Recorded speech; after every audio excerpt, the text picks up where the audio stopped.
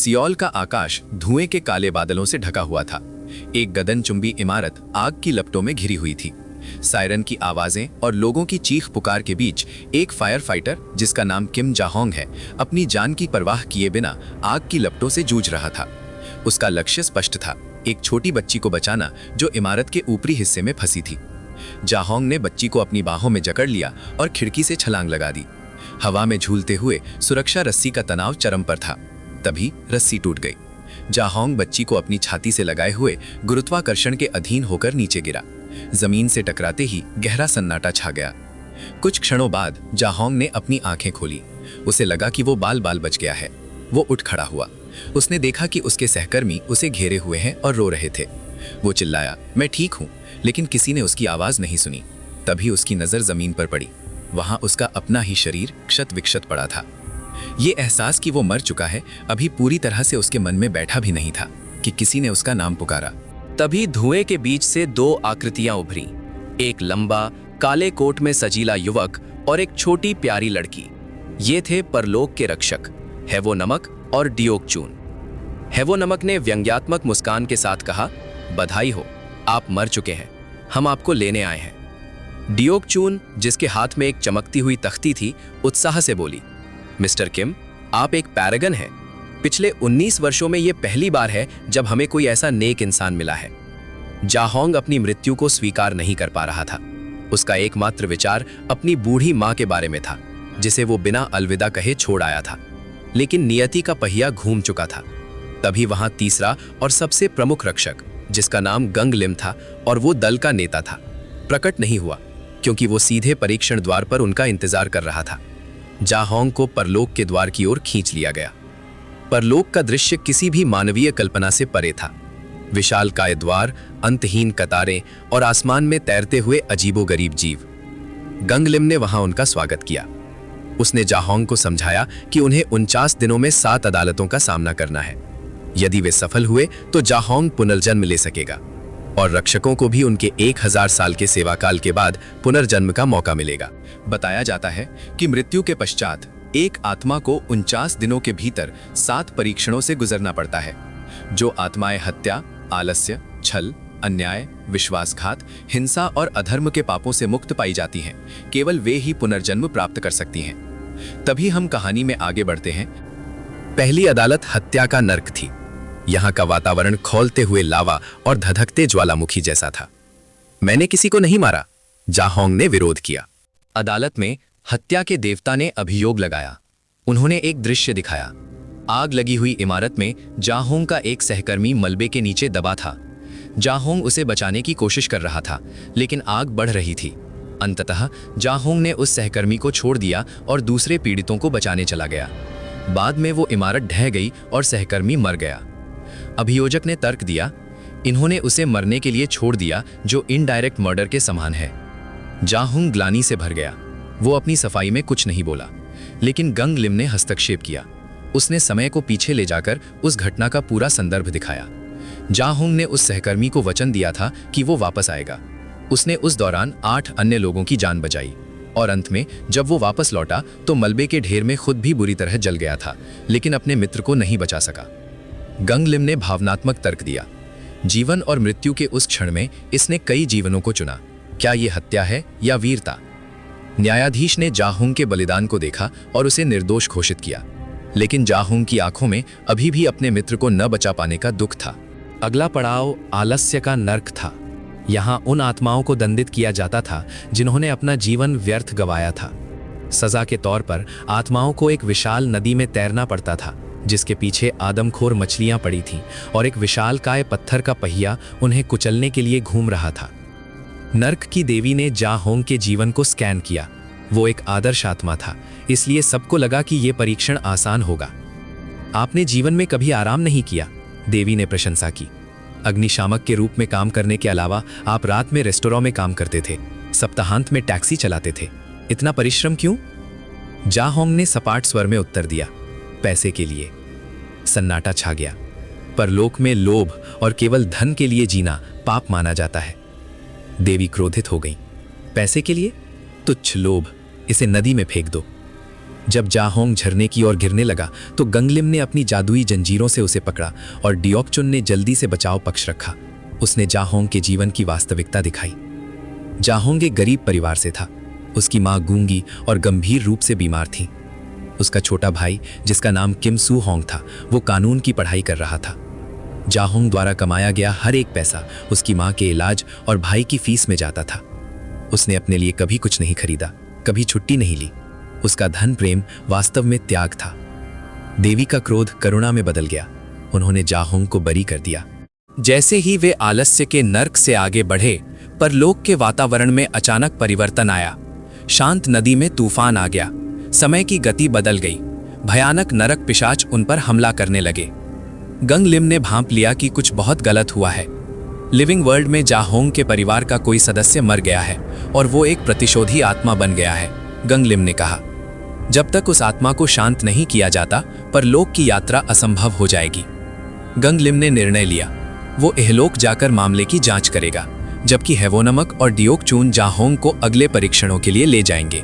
गंगलिम इहलोक में जाहोंग के घर पहुंचा, लेकिन वहां कोई नहीं था। फिर वो उस सैन्य छावनी में गया जहां जाहोंग का छोटा भाई सू होंग अपनी सैन्य सेवा दे रहा था। वहां गंगलिम को एक भयानक सच का पता चला। सू होंग की मृत्यु हो चुकी थी, लेकिन उसे भगोड़ा घोषित कर दिया गया था। सच्चाई ये थी, एक रात पहरेदारी करते समय सू होंग और एक डरा हुआ सैनिक बात कर रहे थे। डोंगयोन की गलती से उसकी राइफल चल गई और गोली सू होंग के पेट में लगी। वो बुरी तरह घायल हो गया, लेकिन जिंदा था। लेफ्टिनेंट पार्क, जो अपनी पदोन्नति को लेकर चिंतित था, वहां पहुंचा। उसने डोंगयोन को चुप रहने की धमकी दी। उन्होंने सू होंग को, जो अभी भी सांस ले रहा था और मदद की भीख मांग रहा था, जंगल में ले जाकर एक गड्ढे में जिंदा दफना दिया। मिट्टी के नीचे घुटते हुए सू होंग की तड़प और क्रोध ने उसे एक शक्तिशाली प्रतिशोधी आत्मा में बदल दिया था। अब वो आत्मा बनकर अपनी मां के घर के आसपास मंडरा रहा था और उसका क्रोध पूरे परलोक को हिला रहा था। इधर परलोक में हेवन और डियोकचुन जाहोंग को लेकर छल के नर्क पहुंचे। ये एक घना जंगल था जहां पेड़ों के पत्ते तलवारों की तरह धारदार थे। जाहोंग पर आरोप लगा कि उसने अपने जीवन में कई झूठ बोले। उसने अपनी मां को पत्र लिखे जिनमें वो दावा करता था कि वो शादीशुदा है और बहुत खुश है, जबकि वो अकेला और संघर्षरत था। उसने अपने मृत सहकर्मी की बेटी को भी पत्र लिखे जिसमें उसने खुद को उसका पिता बताया था। जाहोंग भी कहा, मैं उन्हें दुखी नहीं देखना चाहता था। डियोकचुन ने तर्क दिया कि ये सफ़ेद झूठ थे। इन पत्रों ने उसकी बीमार मां को जीने की उम्मीद दी और उस अनाथ बच्ची को पिता का प्यार महसूस कराया। हालांकि ये छल था, लेकिन इसका उद्देश्य पवित्र था। जाहोंग को बरी कर दिया गया, लेकिन जंगल से गुजरते समय राक्षसों का हमला और तेज हो गया, क्योंकि इहलोक में सू होंग का गुस्सा बढ़ रहा था। गंगलिम ने सू होंग की आत्मा को ढूंढ निकाला। सू होंग क्रोध की आग में जल रहा था। वो लेफ्टिनेंट पार्क और डोंगयोन को मारने पर उतारू था। गंगलिम ने उसे रोकने की कोशिश की। तुम्हारे क्रोध से तुम्हारे भाई की परलोक यात्रा संकट में है, गंगलिम ने समझाया। लेकिन सू होंग को इसकी परवाह नहीं थी। उसे बस अपनी मां की चिंता थी, जो अब अकेली रह गई थी। एक दिल दहला देने वाले दृश्य में डोंगयोन अपराध बोध से ग्रस्त होकर बैरक में आत्महत्या करने की कोशिश करता है। सू होंग की आत्मा ये देखती है और उसका गुस्सा पिघल जाता है। वो डोंगयोन को बचाने का संकेत देता है। गंगलिम समझ जाता है कि सू होंग मूल रूप से बुरा नहीं है। गंगलिम सू होंग को एक प्रस्ताव देता है। यदि वो अपने क्रोध को त्याग दे और सच्चाई को सामने आने दे, तो गंगलिम उसकी मां की देखभाल करेगा और सू होंग को एक सम्मानजनक पुनर्जन्म दिलाने में मदद करेगा। परलोक में यात्रा कठिन होती जा रही थी। अन्याय का नर्क और विश्वासघात का नर्क से गुजरते हुए जाहोंग का अतीत परत दर परत खुल रहा था। हेवोनमक ने जाहोंग से पूछा, तुमने घर क्यों छोड़ा? तुम 15 साल तक वापस क्यों नहीं गए? जाहोंग चुप रहा। उसके चेहरे पर एक गहरा और काला रहस्य छिपा था, एक ऐसा पाप जो अन्य सभी पापों से बड़ा था। ये परीक्षण एक विशालकाय गड्ढे में होता था, जहां गुरुत्वाकर्षण के साथ पत्थर तैर रहे थे। यहां हिंसा के पापियों को दंडित किया जाता था। अभियोजक ने एक चौंकाने वाला वीडियो चलाया। ये जाहोंग के किशोरावस्था का दृश्य था। वो अपने छोटे भाई सू होंग को बुरी तरह पीट रहा था। उसने उसे लातों और घूंसों से मारा, जबकि सू होंग केवल रो रहा था और खुद को बचा नहीं रहा था। ये एक तरफा हिंसा थी। जाहोंग ने स्वीकार किया, हाँ, मैंने उसे मारा था। अदालत में सन्नाटा छा गया। एक आदर्श आत्मा ने अपने ही भाई को इतना पीटा? सजा लगभग तय थी, लेकिन गंगलिम ने अगले परीक्षण में कंबाइंड ट्रायल की मांग की। उसने तर्क दिया कि यह हिंसा एक बड़ी घटना का हिस्सा थी, जिसका निर्णय अंतिम नर्क में होना चाहिए। न्यायाधीश सहमत हो गए, लेकिन चेतावनी दी, यदि अंतिम परीक्षण में दोषी पाए गए तो जा होंग का अस्तित्व हमेशा के लिए मिटा दिया जाएगा। अंतिम नर्क फिलियस इम्पाइटी यानी माता पिता का अनादर का था। ये एक अंतहीन रेगिस्तान था। यहाँ राजा योमरा, जो परलोक के सर्वोच्च शासक हैं, स्वयं न्यायाधीश थे। यहाँ जा होंग का सबसे काला सच सामने आया। रेत के बवंडर के बीच अतीत का दृश्य जीवित हो उठा। वो रात जब जा होंग 15 साल का था।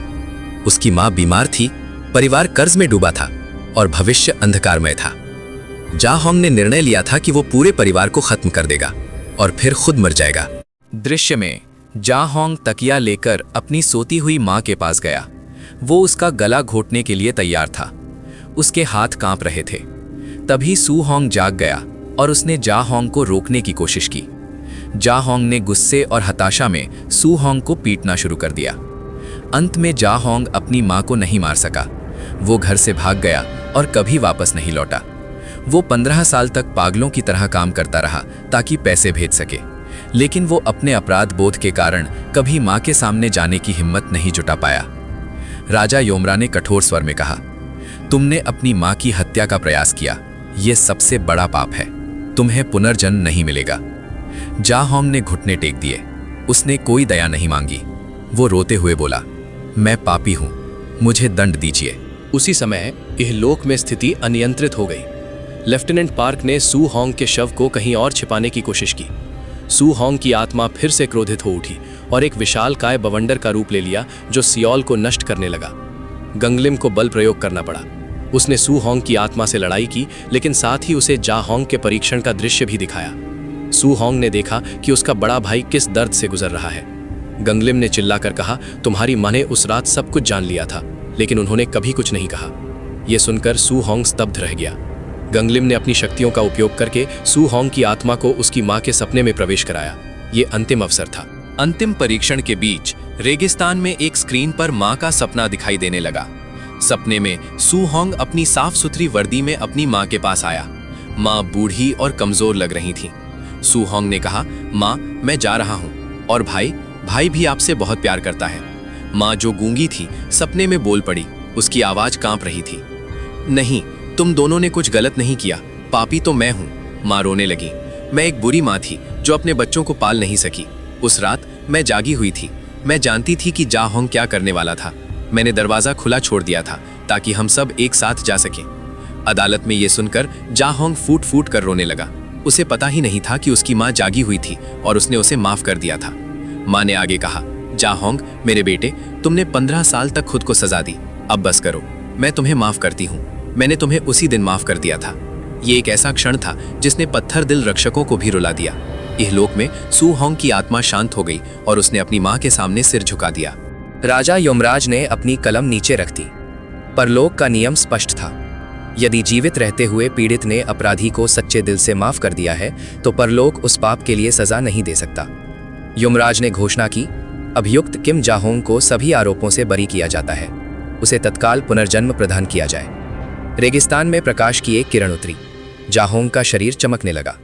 जाने से पहले उसने अपने भाई सू होंग की आत्मा को धन्यवाद दिया और अपनी मां के लिए एक अंतिम संदेश छोड़ा। वो प्रकाश में विलीन हो गया, एक नया जीवन जीने के लिए।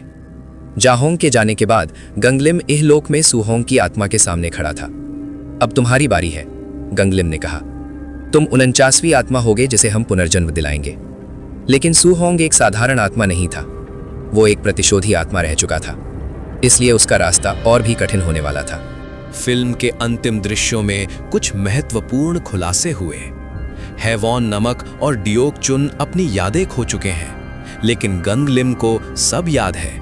उनका अतीत एक दूसरे से जुड़ा हुआ है।